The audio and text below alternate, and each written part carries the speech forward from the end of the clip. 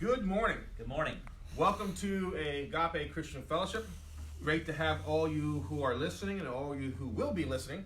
Keep in mind, we will have services on Sundays at 10:45 as we live stream. But once we get back to church, which I am proclaiming will be soon, we typically meet at 10:30 on Sunday mornings. Also keep in mind, on Wednesdays, we are streaming at 6:45. But again, typically, once we get back to meeting, it's at 6:30. So we welcome you. We're glad to have you. Be sure if you watch our videos, give us a like. Let us know that you're there. We're encouraged by those who are watching. We're encouraged as we can share the good news of Jesus Christ to all those who are listening. So keep that in mind here. Say good morning to Dennis. Good morning, Dennis. Glad to have Dennis here today, or will be coming. I'm also trying to find this stream so that I could try to react to some of those who are listening. So be patient for a moment. Here we go. Sandra's on. All right. Of course, right. Good to see my mom on. All right, well, a couple things I want to talk about today. In a lighter note, I have been seeing a couple posts online that have made me chuckle. And one has been the creativity and the lengths that people go to get a mask. One of my favorite was, and I don't know if it was staged, I don't know if it was for real, but nevertheless it was funny. And one showed a picture of an elderly woman who had this CD-ROM, and it was hooked on by her ears, and coincidentally the CD-ROM was Norton Antivirus. So all you saw was the word antivirus. And it was funny for two reasons. It's just a CD-ROM, and it said antivirus, but it wasn't going to help because CD-ROMs have a hole right in the middle. I thought that was clever. I don't know if she meant it for real. It was definitely unique, so that was kind of funny. And the other thing I was pondering at, and we were talking a little bit earlier today, I've said this before, with this pandemic that's going around, I don't feel this is a plague. And I think if you do your biblical study on plagues, they're far worse. But I do think it's a fire drill. And when I think of a fire drill, I think of when you first start a job, right? Or if a company first starts up and they do their fire drills. That first one is by the book, right? I don't know about you, but I'm sitting by my desk. I know it's coming. You're not supposed to always know it's coming, but you know it's coming, and you hear it, and you look at the chart on the wall that tells you where you're supposed to go, and you all go there, and you all get to your point, and then when you're done, you're like, hey, great job. That's how it starts. By the 10th one, right? You don't care when it's coming, right? It goes off. You're like in the middle of eating lo mein. You're like, yeah, I'm gonna wait because it's only a drill, right? Right. You go out with the lo mein, maybe you stop a couple times, you go outside, only half the people that are there are supposed to be there, right? You get complacent. I like that word, because complacent is a nice way of saying you get lazy, right? You get a little too comfortable. So I do think this is a fire drill for God. I think God is getting Christians together for a purpose. Amen. And I think we have to be sure that we don't treat this fire drill like the fire drill at work after the 10th time. I think we need to take this serious. Seriously, yeah, man. I don't think we're going to get a whole lot. And I do think more is coming. There's a couple of things that we see as a pattern as we're going through this fire drill of God. And part of that is one of the things I've always said, Christians continue to be persecuted. We've seen a little less of that because right now the common enemy is our president. He is not of the material that typically is a president. And what I mean by that is he can't be swayed, or it appears he can't be swayed. He doesn't even take a salary. And so they're very frustrated with him and they want him out. But make no mistake, whether it's this term, which I don't believe it is, or next term, but at some point when he's out, they're going to continue with the number one focus, and that's the church. Right. We see about all these different things going on, and what comes to mind is You know, we had the church in Florida where the pastor got arrested. We have the church that had the drive-through service. They were following all the rules. They get arrested. But yet I can drive by Walmart on the way to church today, and they have a lot more in their lot than they would have had. And people are coming and going. I've said this before, you know, with all the people who went to spring break, no arrests there. So again, you're seeing the churches being persecuted. Mm-hmm. And now you have to think about this, because they specifically said in our shutdown, only essential things are to be open. Yet they shut the church down. And in my faith, the church is most essential. Amen. Amen. With that said, you know, I believe in PA at least, abortion clinics are still open. Liquor stores are open. Yeah. But the church Still buy lottery tickets? Still buy lottery tickets, but the church is not open. I'm not getting into abolishing liquor. That's a whole nother conversation. I'm just trying to show how they're treating certain things and how they're treating the church. And again, I think this is a fire drill, and I think we have to pray hard for discernment on what our role is, because I think if we allow this so easily, it'll be easy for them, for whatever reason they pick the next time, to close down the church. That's what I'm trying to get at. But with that being said, I am confident, and I can't wait to see how it's going to backfire. And I think it's backfiring now. I know a lot of churches are now being forced to be open to social media, which is something that they tried to stay away from. And I think there's some ill in social media, but that's where everybody's at. And it's also an avenue to be used to spread the gospel further than we can imagine. Amen. And I really think that's going to happen. There's a lot of churches. I praise the Lord. Pastor Rod always had the foreknowledge. We were doing this anyway. But now, you know, moving forward, we're going to up our ante. We're looking at a YouTube channel, so hopefully we'll give you some information on that soon. I hope to have that up and running by Wednesday. It is up and running. We're just trying to figure out how to get videos on. We actually have it. And I think we're going to look at some other things to make it us better stream. But with that being said, I do think the church in that way is growing. And I think the gospel is reaching. And I think it's going to show us that if we find ourselves in a situation, everything's in place where we can still get the word. So with that being said, what I want to look at today is one of the phrases that we keep hearing is social distancing. Social distancing. That's just a nice way of saying they're controlling you to stay in your house, right? They say it's a quarantine, but from what I understand a quarantine is typically where you isolate people who are sick, not those who are healthy. Right. So there is a big difference there. Amen. But what I find interesting is some will say, well, the reason being is that, you know, we don't have a cure, or we're not sure about the virus. And again, this is what I'm struggling with. And this is what, ironically, the Jewish people struggled with back in Jesus' time. We recently had Easter, and praise God, you know, sending his son to die on the cross for our sins. But even in Jesus' time, and we still have some today, who are still looking for the Messiah, because they were looking for someone to deliver them from the Romans at that time. Because the Romans had their hook on the Jewish people, and the Romans were a harsh people, and they were looking for this valiant knight to show up in shining armor to slay the enemy and free them from Romans' control. But with that being said, the worst pandemic of all time is sin. Amen. And the Bible gives us a cure.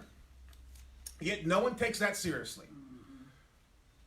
The consequences of what we're going through now with the coronavirus, the Wuhan, whatever, it's changed names so many times, but the pandemic. The thing of that is that at worst case scenario, and it is a worst case scenario, I feel, and my prayers go out for those who lost loved ones because of this disease. Yeah. But in the end, what's worse is what's going to happen in the afterlife, right? That's going to be much worse. I mean, so I'm trying to compare the pandemic of sin and the coronavirus. Sin's a horrible pandemic. The cure was Jesus dying on the cross. Amen. And we're hoping you take that cure. Because if not, one day when your life's over here on earth, or Jesus comes back, the consequences you face are far worse than anything you can face under the COVID-19. Amen. So, with that said, we're going to look at some instances in the Bible where people particularly Jesus, did some social distancing. We're going to use that phrase because that's the phrase that's going on right now. But basically, times where he wanted to be alone. We want to look at those times, why he wanted to be alone, and what he did alone, so that we can see, while we're right now limited to what we can do, we can see what we should be doing at home. So we're going to start the book of Mark, chapter 3.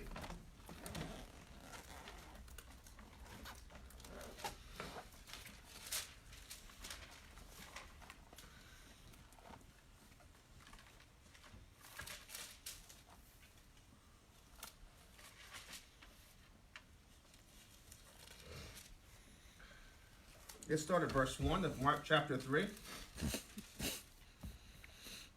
But the focus is going to be chapter 7. We'll be reading out of the New American Standard.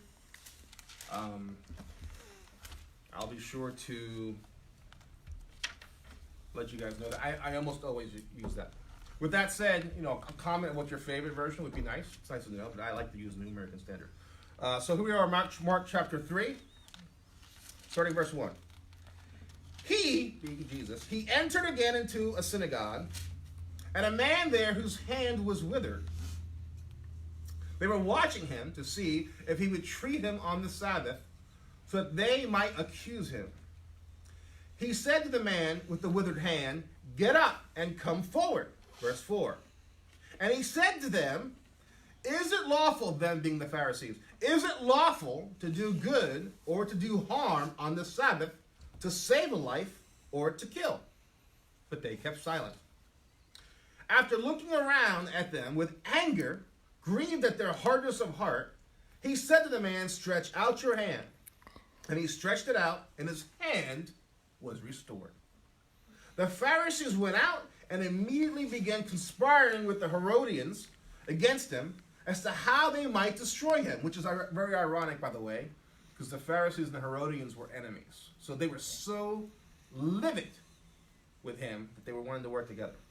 But here's the focal point I'll be looking at today. Verse 7. Jesus withdrew to the sea with his disciples, and a great multitude from Galilee followed, and also from Judea, and from Jerusalem, and from Idumea, and beyond the Jordan, and the vicinity of Tyre and Sidon. A great number of people heard of all that he was doing and came to him. And he told his disciples that a boat should stand ready for him because of the crowd, so that they would not crowd him. For he had healed many, with the result that all those who had afflicted pressed around him in order to touch him. Whenever the unclean spirits saw him, they would fall down before him and shout, "You are the Son of God." And he earnestly warned them not to tell who he was. Verse 13. And he went up on the mountain and summoned those whom he himself wanted, and they came to him. And he appointed 12, so that they would be with him, and that he could send them out to preach, and to have authority to cast out the demons. And he appointed the 12 Simon, to whom he gave the name Peter, and James, the son of Zebedee, and John, the brother of James. To them he gave the name of Boanerges, which means sons of thunder, and Andrew and Philip, and Bartholomew, and Matthew, and Thomas, and James, the son of Alphaeus, and Thaddeus, and Simon the Zealot, and Judas Iscariot, who betrayed him. And he came home, and the crowd gathered again to such an extent that they could not even eat a meal. When his own people heard of this, they went out to take custody of him, for they were saying he has lost his senses. Let's stop right there. So, we see Jesus, in this instance, take a time to withdraw, right? Take a time for social distancing. One was immediately after he had healed the hand of someone who had a withered hand. And the Herodians, or the Pharisees, were looking to be with the Herodians to conspire together how they can get rid of him, right? So he left so that he wouldn't continue with the drama, right? Mm-hmm. Then we see he was ready for an important decision. He wanted to name the 12 apostles. So again, he withdrew, right? It says on verse 13, and he went up on the mountain and summoned those whom he himself wanted, and they came to him. Couple things that is a life lesson moving forward. One, when we find ourselves in a situation where we're around people who do want to do some kind of harm to you, right? I'm not saying like beating you up, but whether you're at work and you have that person who knows you're a Christian, or for whatever reason they don't jive with you, distance yourself from them. Pray for them, but don't get in a heated argument. Don't lose your testimony. Don't, win them over with your character. Win them over with your patience and your peace. We're not, nobody gets won over by a fight. I don't know of any instance where somebody got beat up and says, "Wow, thank you, you saved me." I mean, I'm sure now that I've said that, there's one out there. I'm not aware of one. And there's not one in the Bible, right? I don't know Paul beating people up and say, "Get saved," and they got saved. Just, I could be wrong. I don't think so, though. It's not Christ. Not unless you're reading the Rick James version. Maybe that's in there. I don't know, but in this version, it's not in there. So that's one thing that we can take in mind. Because I know sometimes, and I hear this a lot on social media, ironically. That's why I'm bringing this up, right? I hear people who they get so mad because someone wrote something and I don't agree with it. Who cares, right? If you have your own rebuttal, then write your own rebuttal. Don't call them out. Don't cause enemies.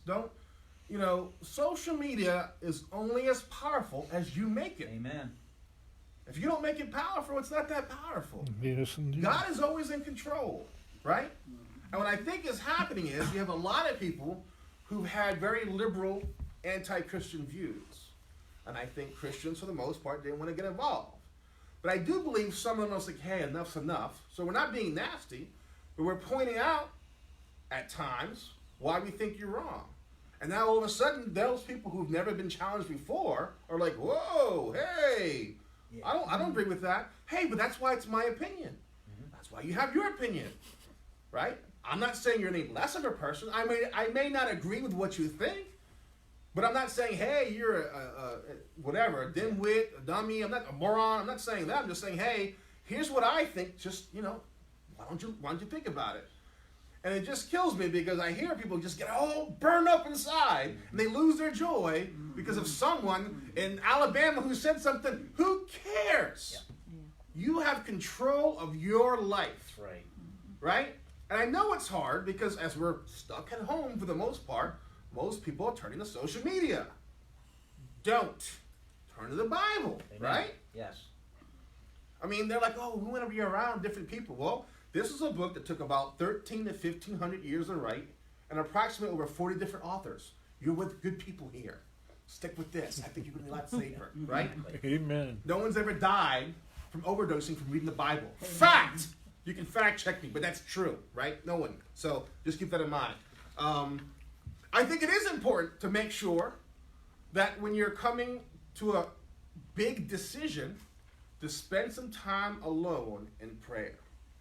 One of the things that my wife and I have always used as a motto is if we're ever faced with someone who says, "Hey, here's a great opportunity, but you have to act now," our phrase is, if it has to be now, the answer is no. It's always no. If you need to know now, then the answer is no. Some might say, "Well, Pastor Mike, you might have missed out." I didn't miss out on anything because up to that point, I didn't have that thing anyway, and I'm doing just fine, right?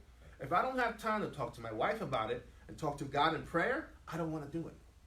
It's just, and we've lived by that. "Oh, you have to let me know now." Then no. It's very simple. And here's the irony. It's a pitch. Because I would say 7 out of 10 times, when you say, "Well, if you have to know now," it's no. Okay, well, you can think about it. Oh, but now you can think about it. Yeah. 3 seconds ago was you had to know now. It's a scam. Never make a big decision without first going to the Lord and talking to those that's going to affect. That's a good time to withdraw, right? And when I say withdraw, I really challenge. I know it's hard because we have households with children, and or we have households with a lot of people, so it's hard to get time alone. But I really implore you to try to find a space that's alone. Could be your car. And when I say alone, like, don't be next to the phone, cell phone, TV, anything that's going to distract you, because I am telling you, Satan's going to distract you. Right? You can be alone in prayer and you hear doo-doo-doo, right? And it's like a temptation. Oh, do I check to see who's messaging me? Well, at that point, God is messaging you, so put the phone away, Amen. right? Yeah. This is his iPhone, right? So we have to put it aside. I know sometimes we have electronic Bibles on our devices, but again, it's only going to be distraction. When I say alone, I mean be alone. Like for me, I try to get up early in the morning, earlier before my wife gets up, and I'll find a spot in the house and I'm alone. Yesterday, Pastor Rod, Yeah. I had a wonderful 2 to 3 hours alone, preparing for this, praying, spending time. Man, it's those times where you feel like you really hear a God because you're not hearing nothing else. It's so easy to get distracted. So I implore you, any big decisions, withdraw, pray about it, talk to those who affects, and make sure, and if need to, talk to someone else who's spiritually mature who can give you some guidance. Here's the beauty about the church, right?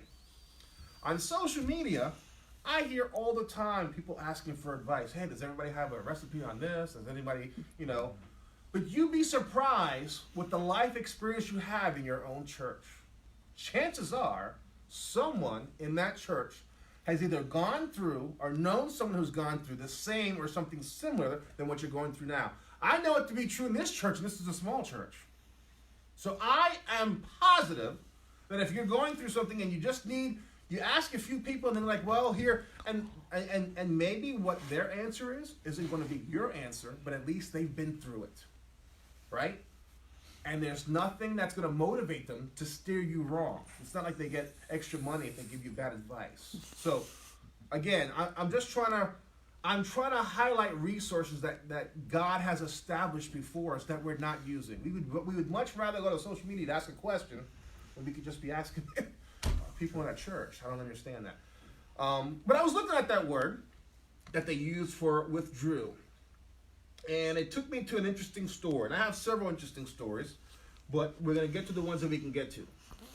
This one takes you to Matthew chapter 2. There it is, Pastor Rod. He had asked me, hey, are we going to be in Matthew today? I said, well, we're going to be all over. We're going to start Mark. But, I didn't want to disappoint him. So, of course, I had something in Matthew for Pastor Rod. Thank you, brother. Little inside joke that we had. I'm going through a Matthew phase right now. I just like Matthew. I like all the Gospels, but it's the first one you come to. So, it's kind of like when you're on 81 or, when you're visiting a town, you get off an exit, you don't know the town. So there might be a nice restaurant down the road, but you go to the first one that you see. Yeah. So Matthew's the first thing off my turnpike. That's why I'm stuck in Matthew. Anyway, Okay. sorry. Just let me be transparent. Matthew chapter 2, verses 13 and 14. This is the same word that we just saw in Mark that was that was used when they said Jesus withdrew, was translated withdrew. So this is the same word here. And this is a great story, by the way. Matthew chapter 2, verses 13 and 14.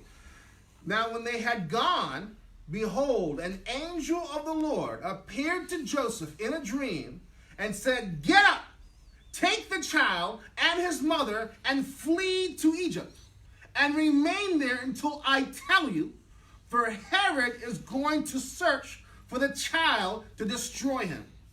Verse 14. So Joseph got up and took the child and his mother while it was still night and left for Egypt. Wow. So the word there, got up, is the same word that we saw in Mark 3 for withdrew. But I love this story, right? I love it, and I want to highlight a couple things on it. So God comes to Joseph in the form of an angel. That's the first thing I want to get at. It's back to what I had said before about fire drills. This is a fire drill. I think God wants our attention. I think it's easy for people to struggle financially. And I say they use this for an excuse, but sometimes they'll use that for an excuse not to tithe. And I get it, right? I used to feel that way, even though now I have found that when you tithe, God just makes a way. But I think now that we're alone, the one thing that people don't tithe is their time. Mm-hmm. You have plenty of time to tithe. There's no excuses. You're home. And there's really very limited places you can go. So I'm imploring you to tithe your time, right? I used to get people who used to say, Pastor Rod, I I can't tithe much money, but I can I'm tithing my time. Yeah. And I was leery about some of that. So I told myself, I tell you what, I have some advice for you. If you're going to tithe your time, you figure it's 24 hours a day, it's 2 hours per day, 2.4. I said, I'm going to give you the 0.4. So if that's true, 2 hours times 7 is 14. I'll even be nice. I'll say 6 because Sunday's church. Get a part-time job for 12 hours and give that money to the church and we'll be square. They didn't like that answer. I thought it was a brilliant answer. If you're tithing your time, right? Anyway, so the reason why I say that is we have plenty of time. God came to Joseph. Now, back then, they didn't have Facebook or Twitter or all those things to distract you. And they didn't have other means. And the Bible wasn't written completely yet, right? So, yes, he would come with what's called direct revelation. He'd make it obvious. An angel would come, so it was obvious. I think in these days, again, when you find yourself alone with some quiet time, reading his word and praying, God will talk to you. Amen. Yes, he will. There's times where I'm alone with him and I'm reading his word and I might read something that all of a sudden puts someone in my mind. And I don't know why. And I'll say, God, I'm going to call that person because they need encouragement. Right? I wouldn't have had that same experience if I'm in the hustle bustle all day because I'm just busy thinking about other things. Tithe your time. Spend time with him and hear what he has to say. I really think this could be a time for the universal church to spend time with God and hear what he has for them to do. I think the church has become stagnant. I think the church has become a big wimp. You know, I think we just allow things to happen and we don't challenge them. I'm not saying picking a fight, but it's okay for us to take a stand. That's why we read our word. I think the church has been, again, I'm not saying this church, I'm saying universally, I think it's losing its flavor in society, right? We're no longer the salt of the earth.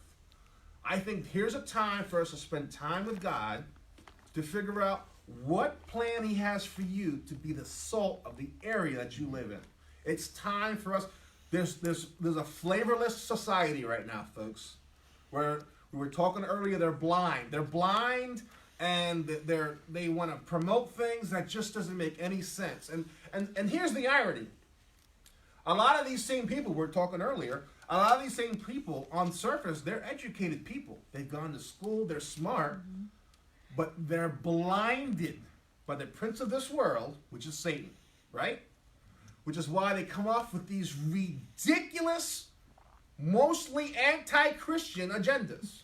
Because they're blinded by the prince of this world. So we need to focus our time spending time with God and listening to what he would have us to do. If you're not already involved somehow in a church or in a ministry, I am imploring you to do so, right? When you get saved, God gives you a spiritual gift, maybe several, but at least one. A supernatural gift that he has listed in the Bible, right, in Corinthians and other places.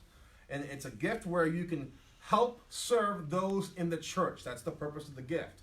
Here's why I'm getting at that. Once you get saved and he gives you that gift, you don't really ever feel fulfilled unless you're exercising that gift. That is the truth. Just like you don't, before you get saved, you feel like you had a void, and then God, he fills that void. And that void continues to be filled once you get involved in a church. Get involved in the church. Hopefully a church first. I mean, it can be a ministry, but I would hate for you to forsake your church because most churches have a lot of areas that they need help with, but they don't want to put the burden on you. They don't ask. But if you ask them first, I'm sure they'll find something for you to do. If it's a big church and they don't have a need for you at that moment, then get involved in a ministry. But I'm telling you, you're not going to be fulfilled as a Christian unless you're doing what God has given for you to do. Amen. Amen. You're going to feel like something's missing. So spend time with him. Let's continue looking at verse 13. Now when they had gone, behold, an angel of the Lord appeared to Joseph, right? Jesus' father. Jesus' dad here on earth, right? Not his birth father. It's another conversation. In a dream, it said, get up, take the child and his mother, and flee to Egypt, and remain there until I tell you. For Herod is going to search for the child to destroy him. So Joseph got up and took the child and his mother, while it was still night. I want to stop there. Talk about obedience. Amen. So in the middle of the night, God says, hey, I need you to go. There's danger coming. In this day and age, we'd be like, oh, that was a weird dream. I just think I had pepperoni late tonight, so I'll wait till tomorrow. When have you remembered the last time you got up in the middle of the night to do what God would have you to do? I'm challenging you, right? I'm challenging myself, because there was a time that I did that pretty regularly. I still remember one specific time that someone was in need at 2 in the morning, and I drove all the way to their town, 45 minutes away, at 2 in the morning. I'll be honest, I don't know if I'd do that right now. Oh, that's kind of late. That's not true. I probably would, depending on the person. But it would be a challenge, and it shouldn't be. Right. Right? If God nudges you, then you gotta go.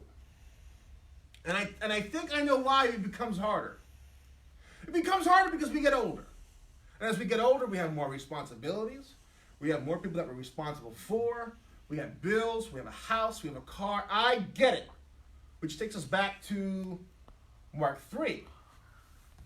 Right? Mark 3 was, if it's something that's going to majorly impact you and your family, then spend some time in prayer. But just don't be like, well, that just sounds silly. I'm not going to do that. I'm telling you, if God is urging you to do something, do it. And he'll pick up the pieces. I had a situation like that. I had just got married to Diane. We both were management and retail at a local mall. I went to visit a friend of mine who, unbeknownst to me, set up an interview with a ministry, Joe Gibbs Youth for Tomorrow. I took the interview. I got home. Diane got home. We called our bosses. We said we quit. We packed everything up and we left. No, Ken's my witness because he's the one that moved me out. Amen. Just like that. Boom, gone.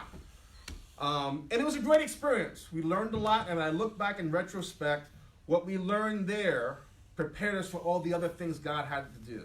And I really think I'd be in a different place right now had I not just been like, you know what? We're just going. It was easy for me back then. I was younger. I didn't own a house. We didn't have kids. But it was still a scary move. I'm not going to lie. I mean, driving down, I'm thinking halfway to Virginia, because it was in Virginia. I didn't have family there. I'm thinking, what am I doing? But God called me. I said, okay, let's go. And it was crazy. It was so crazy. Again, Ken is my witness. It was so crazy that we're jamming stuff in the truck. We couldn't fit it all. So we're selling furniture to people who say, hey, I'll take that bed. Okay, sure. We didn't even go with a bag. Like, we just went. Yeah. Yeah, wow. I don't know if I do that right now, see? But maybe I should, and that's what I'm challenging you, right? Now, again, don't start this room and Pastor Mike says, hey, we all should just leave. Not what I'm saying, right? Because as you get older and have people that you're responsible for, and you do have a house, you got to do things right. But if God is nudging you at the middle of the night, you start praying at the middle of the night. And then you talk to your husband, or you talk to whoever and say, hey, I think God is asking us to go here, and I want us to start praying. And what you do is, you put out your fleece, right? You remember the story about Gideon, right? God said, Gideon, you're going to deliver the people. Let's go to that story real quick. I'm all over the place, but I'm just loving this. I love being with you. I love being in God's Word. Judges chapter 6.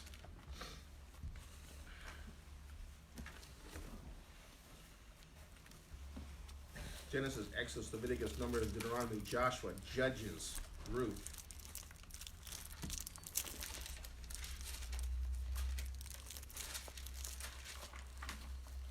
Hey, all those who are there, sorry I haven't had a chance to see you.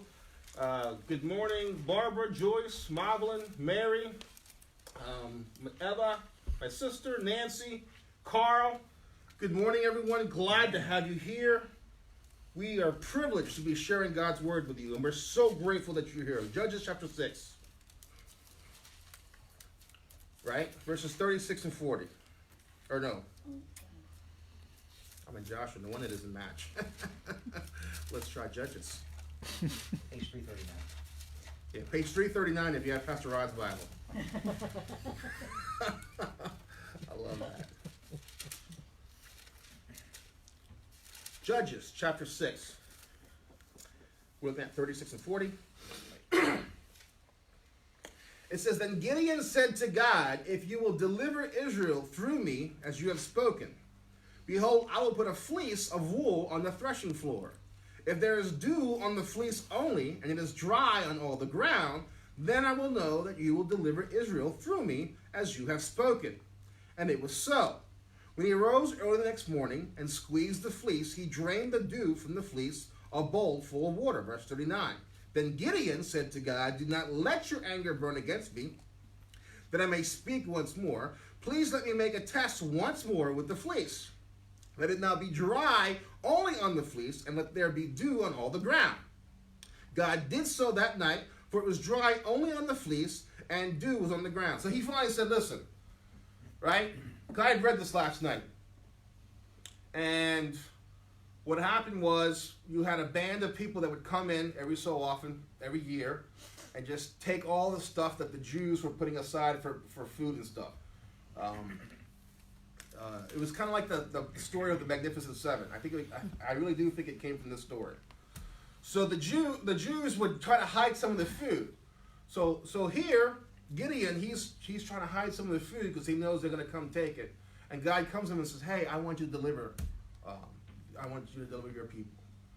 So he does one little thing and he gets some success. And then he's like, okay, wait. Because what you're asking is pretty big. Let me make sure I get this right.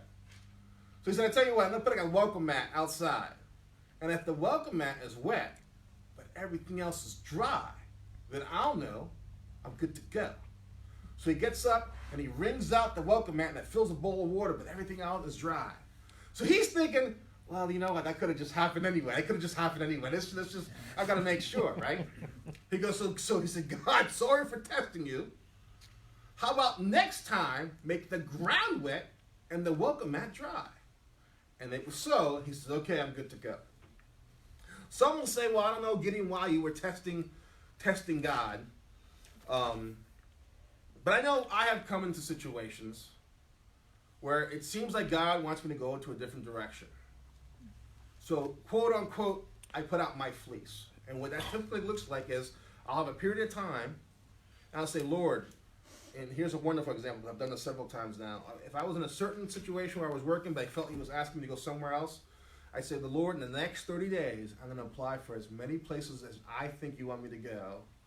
And I want you to narrow it down to the place that's left. And if by the 30 days, there's only one left, that's where I'm going. If they all go, it's not time right now. I'm not testing God at that moment. I'm testing myself to make sure I make the right decision. Because I don't know how many times I've prayed that, and I've had several opportunities, and they whittle down. And the one I always think it's going to be, when it's down to the final two, it's always the second one, right? Because that's the one that God has got left. And I make sure, and I tell him, Lord, I need you to make it obvious, because you call us your sheep, and sheep are the dumbest animals on earth. Amen.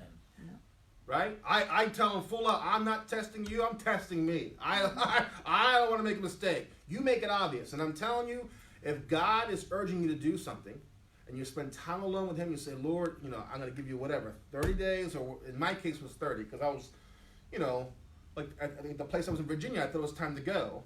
That's a big move. I'm not leaving. I'm losing everything. So I said, God, I'm going to apply for all these places. And the one that's left in 30 days, that's where I'm going. Right? And that's where I ended up going, to the Salvation Army in Carlisle, to minister with Brother Ken, which was a great experience. And I learned a lot when I was there. But he had it narrowed down to two different places. And the one other place, to be frank, just paid a lot more money. So I was hoping that was it. But then that didn't work out, right? And then that's when I knew, okay, well, this must be the place, right? So I encourage you that if God is nudging your shoulder or tapping on your shoulder in the middle of the night, you start praying and you put out your fleece. And I know it's going to be scary, but I'm going to tell you from experience. So I've had several times in my life where he had it narrowed down and it was total faith. Which, when I say total faith, I mean total faith. I mean, I'd leave sometimes one job, I wouldn't even have furniture, and I'm just hoping somehow when I get to the place I'm at, I'm gonna, like when I say total faith, and again, Brother Ken was there for most of my moves, so he'll tell you. When I say total faith, I mean total faith, and it's scary. But then after you're there, and you're like, man, but this is where God needed me to be, And eventually I moved out from there, and again, it was total faith, every time was just like, rarely did I have something lined up. I was just like, all right, Lord, you're asking me to go, so it's time to go. And he's always been there for me, and I implore you, I'm nothing special. He's gonna be there for you. Amen. So what I'm saying is, when he's telling you to do something, have faith. When God cracks the door a little bit, barrel right through it, because he's God. He doesn't make mistakes, right? But here's what's interesting about the story, because this is really cool. Because you might say, well, Pastor Michael, how do you know? Or what if I think I know I'm going to where he wants me, but it's not? Well, this is going to have you covered. Let's look at verse 22 back at Matthew chapter 2.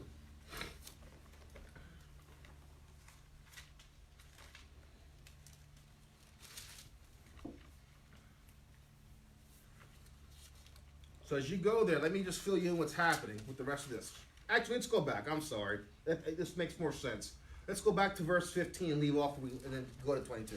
So we see that in the middle of the night he left, right? That was verse 14. Verse 15, Matthew chapter 2. He remained there, right, because he went to Egypt. He remained there until the death of Herod. This was to fulfill what had been spoken by the Lord through the prophet, out of Egypt I called my son. Then when Herod saw that he had been tricked by the Magi, he became very enraged and sent and slew all the male children who were in Bethlehem and all its vicinity from 2 years old and under, according to the time which he had determined from the Magi. Verse 17. Then what had been spoken through Jeremiah the prophet was fulfilled. A voice was heard in Ramah, weeping and great mourning, Rachel weeping for her children. And she refused to be comforted, because they were no more. Verse 19. But when Herod died, behold, an angel of the Lord appeared in a dream to Joseph in Egypt, and said, get up, take the child and his mother, and go into the land of Israel, for those who sought the child's life were dead. Verse 21. So Joseph got up, took the child and his mother, and came into the land of Israel. Verse 22. This is an awesome story, by the way, right? But when he heard that Archelaus was reigning over Judea in place of his father, Herod, he was afraid to go there. Then after being warned by God in a dream, he left for the regions of Galilee and came and lived in a city called Nazareth. This was to fulfill what was spoken through the prophets. He shall be called a Nazarene. All right, so verse 22, right? Well, verse 21, or verse 20, he's told, get up in a dream by God. He says, get up and take the child to Israel. So he goes there. There's a certain leader there that's still going to do him some harm. So he's reluctant, right? So then what happens is, in verse 22, then after being warned by God in a dream, he left the regions of Galilee. Let me clear a couple things up. Because it would appear that God had made a mistake. But if you read this carefully, you'll see Joseph was the one who didn't quite hear God's direction clearly. And I'm going to walk you through this, because this is where I challenge you guys to really dig deep in the Bible. Like for devotions every day, I do the daily bread, and I do my routine, and I have my prayer list, and I love it. And it refreshes me to get through the day. But if I want to grow in my walk with Christ, I dig deep into something, not just the daily bread. I'm not banging the daily bread, because for what it is, it's perfect. Yeah. But I'm saying there's times where you should challenge yourself to read a chapter, and then if you have any questions, find out why you have questions, right? So I thought to myself, well, it seems like God made a mistake, and I know that can't be true, so I read it again. Here's what's interesting. Look what it says. It says, verse 20, get up, take the child and his mother, and go into the land of Israel, for those who sought the child's life are dead. Right? Verse 22. But when he heard that Archelaus was reigning over Judea in the place of his father Herod, he was afraid to go there. Here's what happened. Something got lost in translation. And I'm trying to encourage you, because if something gets lost in translation, and if you go to God, he'll redirect you. God said, because at this point they were in Egypt, he said go back to Israel. Joseph, which wasn't a fault of his own, But he came from Bethlehem, which was in Judea. So he was just going back home. God didn't say go back home. He said go back to Israel. Do you follow what's happening there? So God didn't make the mistake. He says, no, just go back. So Joseph's like, okay, well, it makes sense to go back where I came from. Exactly. Well, that's not exactly what God said. He just said go back. God had a plan. He knew to fulfill prophecy, he needed to get into Nazareth. So when he's on his way to Judea, again, no fault of his own. He just needed clarification. No fault of your own. If God is asking you to do something and it seems to be pretty severe, ask for clarification. Hear what he's telling you to do. And if you don't quite get it, ask. That's what the Spirit's for. Right. Ask for clarification. Share with someone else. So what happens is, Judea isn't a good place to go. That's not where God told him to go, even though Judea was in Israel. But God didn't specifically say that. He just said, go back to Israel, right? So, verse 22, he was afraid to go there. Then after being warned by God in a dream, he left the regions of Galilee. Again, this is really interesting. He was afraid of being there, but it seemed like he was obedient. And he was still going to go there because that's where he felt God wanted him. So God had to tell him in the dream, no, not there. So even though Joseph doesn't get the full rap, right? Because in the Bible, everything's married. But Joseph was obedient too, right? It's kind of like an old comedian who had a funny skit, which I agree with. And he'd say, I just find it amazing that when a young kid's coming up playing basketball or football, and his dad's spending hours with him, working and working and working, and he does great in college, and then he goes to the NFL, and he's scared, and he scores his first touchdown. He's always like, "Hey, Mom!" Right? He doesn't think about that. Yeah. Right? That's what's happening here. Joseph, no one really thinks about that, but he was obedient. Everyone's like, about Mom. But, Joseph, he was no slouch. So even then, he's like, hey, this doesn't sound right. This is what God said go, so I'm going to go. So God had to go in a dream and say, no, don't go there. I said Israel. I didn't say Judea, right? And he came and lived in a city called Nazareth. And this was to fulfill what was spoken through the prophets. He shall be called a Nazarene. And a quick side note, because I took a long detour studying this yesterday, and I don't want to take all my time telling you what I came up with. The irony of that is, again, if you want to be nitpicky for those who don't want to admit that Jesus is the Lord and that the Bible is true. Technically, there is no specific prophecy in the whole Bible that says he had to be a Nazarene. That doesn't mean the Bible was wrong. Let me explain why that says that. Okay? There were several prophecies, and I won't read them all, but you can read them on your own. So for those at home listening, look up Isaiah 53:3, Isaiah 49:7, and Psalm 22:6-8. I'm going to look at least one of them, Isaiah 53:3. There were several, and these were just three, there's more. There were several prophecies stating that Jesus would be looked down upon. Let's look at Isaiah, right? Isaiah, Jeremiah, Lamentations, Ezekiel, Daniel.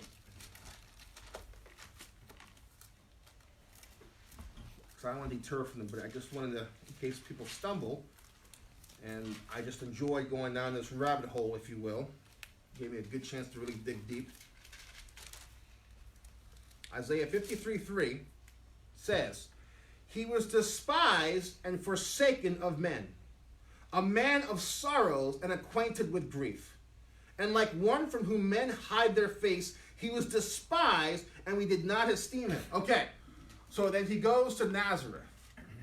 And Nazareth at those times, Nazareth was a cruel and rough people.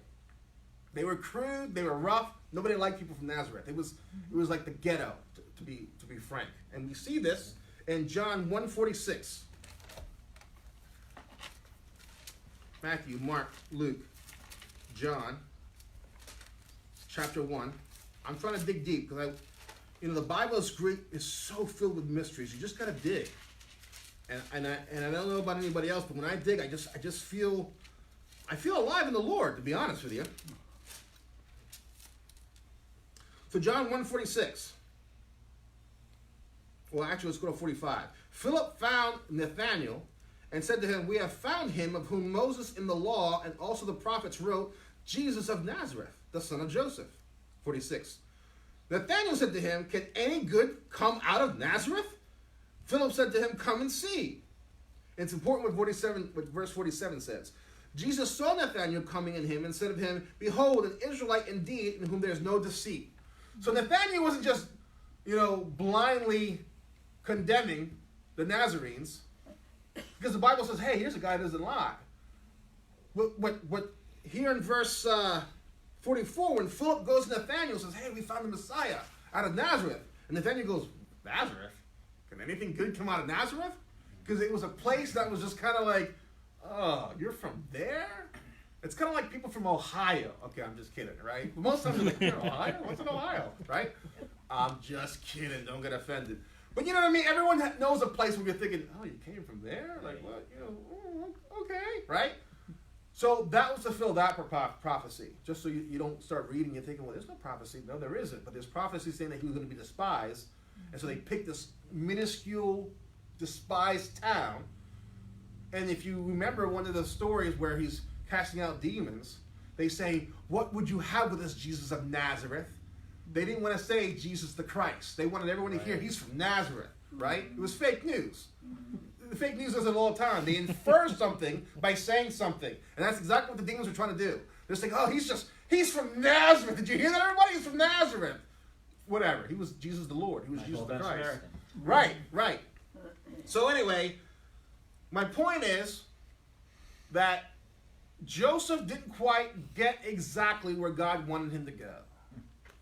Right? So even if you start heading in the direction you're not sure, you go to prayer. I'm telling you, he's going to make it obvious. But I implore you, if you hear nothing else today, with the time that you have now, I need you to be in prayer. I need you to be in the Word and ask God, "Hey, if this is where you want me to be, what would you have me to do if you're not doing anything? If you're doing something great, what can you do to make that better?" Because if you're anything like me, my biggest enemy is time. I have a very busy schedule, right? So I'm doing stuff at the church, and I have a very demanding job.